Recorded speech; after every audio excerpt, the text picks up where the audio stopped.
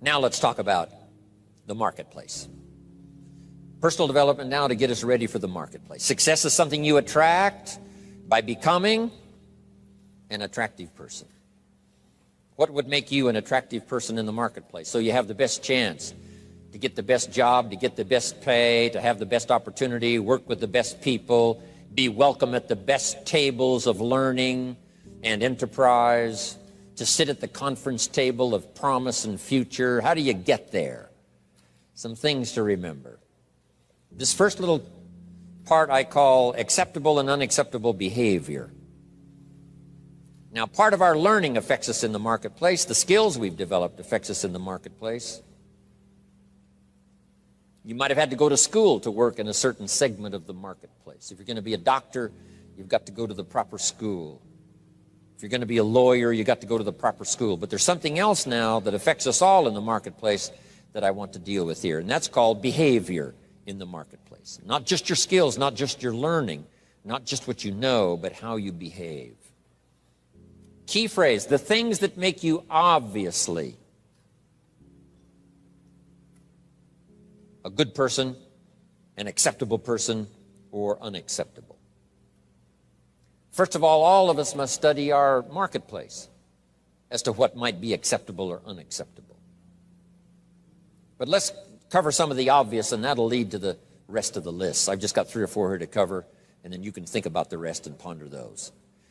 Here's one thing to remember in the marketplace. You must be ultra-conservative in the marketplace. Ultra-conservative in your behavior, because this determines your future. This determines your paycheck. This determines the circles you can get into and the ones you can't get into. I've got some examples here, and you'll see where I'm going. Here's number 1, your language. The language you use in the marketplace has so much to do with your paycheck. Now, in some areas, that may not be totally true, where you could use bad language and tell dirty stories and cuss all day long, and it wouldn't make any difference. You know, if you're around people that cuss all day long and tell dirty stories, what difference does it make? Doesn't make any difference. But if you would like to exercise your skill and ability in another segment of the marketplace, here's one thing you might have to correct, or you might have to at least watch carefully, and that's your language in the marketplace. So jot this down. Be ultra-conservative in your language in the marketplace. Otherwise, you may destroy parts of the market that would gladly accept you and your product and your service if your language wasn't so unacceptable. Guy says, well, I'll tell dirty stories and cuss wherever I please, and I'm not saying that's wrong. I'm just saying it'll cost you. In some areas of business in the marketplace, it's going to cost you. Here's a guy that makes $100,000 a year, could make $250,000 easy. The other $150,000 disappears because of his bad language in the marketplace. He's unacceptable in some circles. They won't listen to his story, even though he has something good to share. So you see where I'm going here? Language in the marketplace. Here's what's the safest. Save your jokes for the bar or the pub. Don't put them on the marketplace. Or the inner circle, you know, where all the stories and stuff may be acceptable as you trade stories. But in the marketplace, you've got to be ultra-conservative. Shift gears if you have a problem. Shift gears, especially in the marketplace, and make sure that it isn't costing you a big share of your marketplace unduly. Because there's no use suffering an extra $100,000, $200,000 a year income simply because you're careless with your language in the marketplace. So of all the places not to be careless, it's in the marketplace concerning your language. So do you see where I'm going here? Okay. Next is habits. You just got to be careful of those. Smoking. Guy walks into an office and says, where's your ashtrays? How come you don't have any ashtrays? Well, ashtrays probably mean what? No ashtrays mean. Right? They don't smoke here. Oh, yeah, I forgot. So what I'm saying now, I'm not saying right or wrong to smoke. I'm just saying be careful in the marketplace that you aren't disturbing and wiping out and closing the door on a market you could enjoy simply because you're a bit careless about your habits. Habits. Now, I don't smoke, so I don't have this challenge for me, except a fine cigar after a unique meal. Some places around the world still know how to prepare a gentleman's cigar. It's kind of an interesting experience, mostly for show. As long as you know which end to dip in the brandy, right? But you see where I'm going here now on habits. Habits. Zig Ziglar talked about the man who was late. I'm telling you, there's some circles, if you're late, you're not welcome anymore. You say, well, I've been late all my life. You know, if people don't like that, that's too bad. I'm saying that's okay. You can have that attitude if you want to, but what if it cost you $100,000 a year? Wouldn't you reconsider? That's too much to pay for the luxury of some habit that you could easily correct and maybe enjoy the benefits of a marketplace that's been closed up until now. This is all I'm saying. Take a look at your habits. Take a look at your language. Here's another one. Your dress. Now, sometimes dress changes regionally. In San Francisco on a business day, they wouldn't expect you to look like West Palm Beach. If you dress like West Palm Beach on a business day in San Francisco, they'll treat you casual, right? Not appropriate dress. So part of this is company, part of it is region, part of it is locality, part of it is community. What's acceptable in the marketplace on a conservative basis? What would be acceptable to everyone in San Francisco? To be dressed conservatively. In West Palm Beach, you can have a casual business dress. Perfectly acceptable. The key is to find out so that you don't cost yourself market that you could enjoy. You don't cost yourself customers that you could have. You don't cost yourself people that would gladly join and be part of it except for these difficulties. I had to learn some of this stuff. All of us have to learn the social graces and what's acceptable. The white socks don't go with the black tuxedo. I mean, some things you just have to learn. What if a guy called on farmers in his tuxedo? See, the word would spread. You should see this clown. So now that's the severe side, but here's what I'm asking you. Check your dress, check your clothes, check your attitude, check your behavior, check your language, check your habits, especially in the marketplace where you get paid. No use slamming the doors you don't need to slam. No use shutting off opportunity that you don't need to shut off by not considering some of these things, okay? One more I found important. Make your employer, not your banker. I wondered why a few opportunities I lost. Because too quickly I asked for a raise. I'd only been there a month, and I said, could I have an advance? An employer says, wow, I thought we hired the right guy, but this guy needs extra money already. Can't manage his affairs, has to have an advance. So here's what don't make your employer your banker. Make your banker your banker. If you need a little extra money, go to your bank. Go somewhere, but not to your employer. Here's why. An employer is like opportunity. Opportunity doesn't want to see your need. Opportunity wants to see your seed. So let employer be employer, let banker be banker, let friend be friend.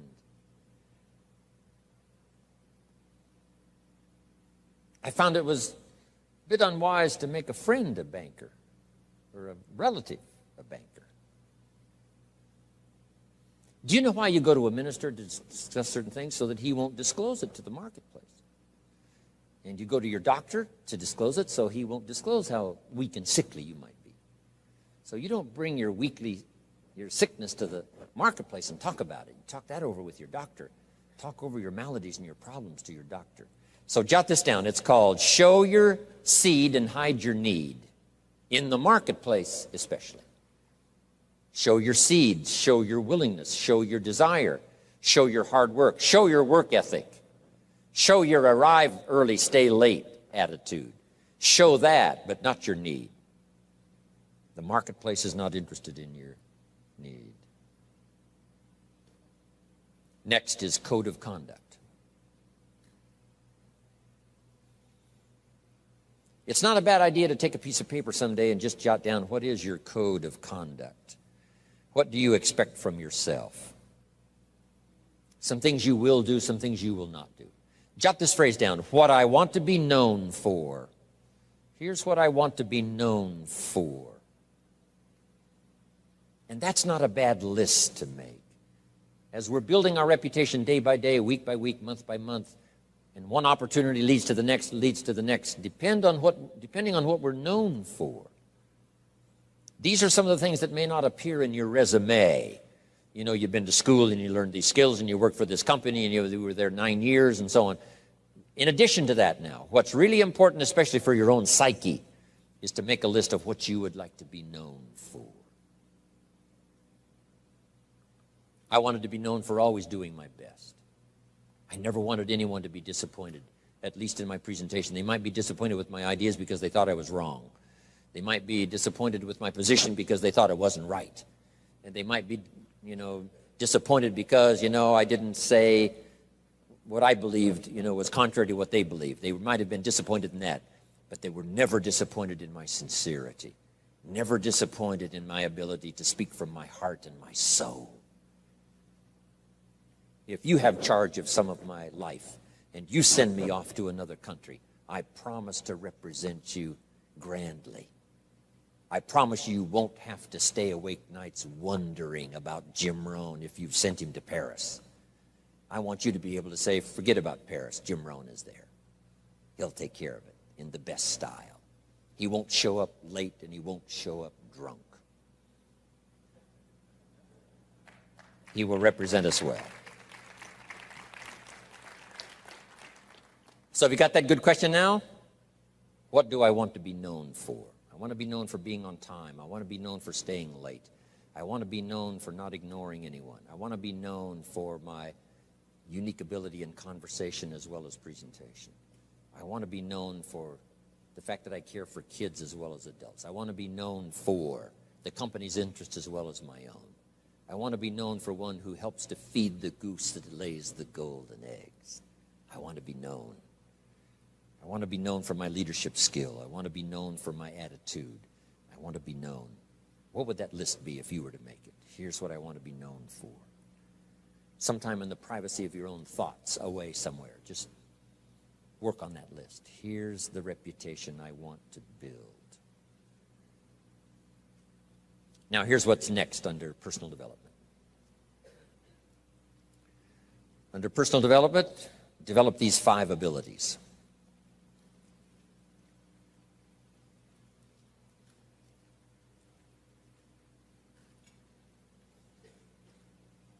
First of all is the ability to absorb. One of the big challenges for being here now, especially for 3 full days, some of you, it's going to be a challenge to try to get it all. But I'm asking you to do that. In another seminar I do, here's a little phrase I have. For the future, pay attention. See if you can't get everything. Every word possible, every idea possible. It's easy to let your mind wander, right, and not really concentrate and dig in and make these days extraordinarily valuable for you. Absorb the atmosphere. Absorb the drama of the occasion. Absorb the spirit of the occasion. Absorb the reasons for coming here and then the reasons for going back home and making a difference. Absorb the variety of voices you're going to hear this weekend. And absorb the provocative ideas as well as the ones that you agree with. Absorb all of that. Take it all in.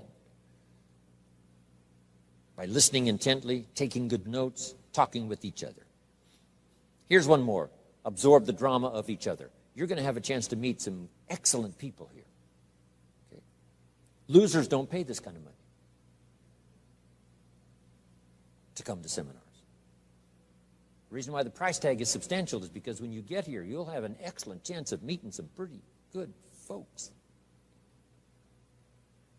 Even if they borrowed the money to get here. At least they knew how to do that. Whatever it takes. So don't go away without meeting some people. Here's the next part. Listen to the testimonials. You may pick up some ideas from someone's testimonial that'll be just as valuable as what I share from this podium. And sometimes A word spoken in private from someone's unique testimonial is so powerful. It's just as powerful as all the words given by the presenter. So take that all home. Key, absorb the chance for a new beginning. I don't know where you are at the moment. This is sort of mid-year. First 6 months, getting ready now for the last 6 months. And as you pause mid-year to contemplate the past and think about the future, as you ponder for a while ideas that you've already heard, anticipating that you're going to hear some more, how could that create for you a new beginning? There's so many ways to create a new beginning if you just think about it. Or think about the automatic ways of creating a new beginning. Here's a pretty good list. At the beginning of the day, this is a brand new day. I love to get up early now. I used to stay up so late. I got up late. I used to say if the good Lord wanted you to see the sunrise, he'd have made it later in the morning. But now I don't do that anymore. I try to get to bed as early as I can. Sometimes it's not easy, especially when you travel and with jet lag and all the rest, around the world. But I try to get up now early in the morning. Unique thing about early in the morning, you haven't messed up the day yet. I mean, it's just there. It's ready, fresh. It's like being born again. A new day is like being born again. A chance for a new day, a new life. You've never lived this day before. Only in your mind developing plans, but you've never actually walked into this day before. Now you have a chance to watch the sun come up and stride into this new day. Call yourself a new person. Whatever that is. This is a new day for me. This is a new life for me. Next, at the beginning of the week, that seventh day, I think, has more than one purpose, the seventh day. So just make the note. How to best use the seventh day. It says what? 6 days of labor, working miracles, turning thoughts and faith into reality. Then after 6 days of miracle working, turning ideas into reality, now it says, take the seventh day. And yes, the seventh day could be for spirituality. Yes, the seventh day is to contemplate God. Yes, the seventh day could be called for worship. Yes, the seventh day is to take some time off. Yes, the seventh day is to be with your family. Yes, the seventh day is change of pace. But here's a good idea for the seventh day. To go back over the last 6 and get ready for the next 6. You just pause that seventh day. Because I have another little piece on that, this list of 5. And maybe now mid-year, having come here for this weekend, mid-year, you can think of ways to gather up what's happened to you since the first of the year till now. The drama, the disappointments, the highs and the lows, and the mixture, and the stock market, and whatever's happened to you, these 6 months, and say, I'm going to go home and create a new beginning. I'm not going to be the same again after this weekend. You can conclude that, and I promise you, the days can be so extraordinary, you won't be able to believe it. So absorb everything. Take it all in. Don't miss anything. The sound, the music, the sights, the atmosphere. My friend Bill Bailey has this extraordinary gift. He doesn't miss anything.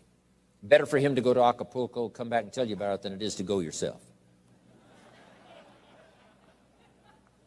And the reason is, if he goes, he won't miss anything. He'll soak up every detail, every person he met, the food and the aromas and the sights and the sounds and the colors and the people and the countryside. Then he has the gift of language. When he comes back home, he can tell it to you. When he talks, you can feel the water lapping on your feet. You can smell the aroma of the food. You can see the colors and the people. 2 gifts: to get it, second gift, to share it. And put it in dynamic words, leaving out no detail. Because here's the key to remember: the drama is in the detail. Lady tells me I've lost 60 pounds. I said, well, is that it? Is that the end of the story? She said, oh no, there's a lot more to the story than that. And I said, well, I appreciate the number, but give me the details. What was going on in your life before? She says, well, misery you can't believe. I know I missed 3 good jobs just because I had too many pounds. And I says, how do you feel now? And she starts to cry. Wow, that's what I want to hear. The details. The drama is in the details. Give me the numbers, yes, but what does this number mean? For some people, the number means everything, before and after. The number means so much drama you can't believe, before and after. Before the day and after the day. Give me the details. Absorb, take it in, don't miss anything.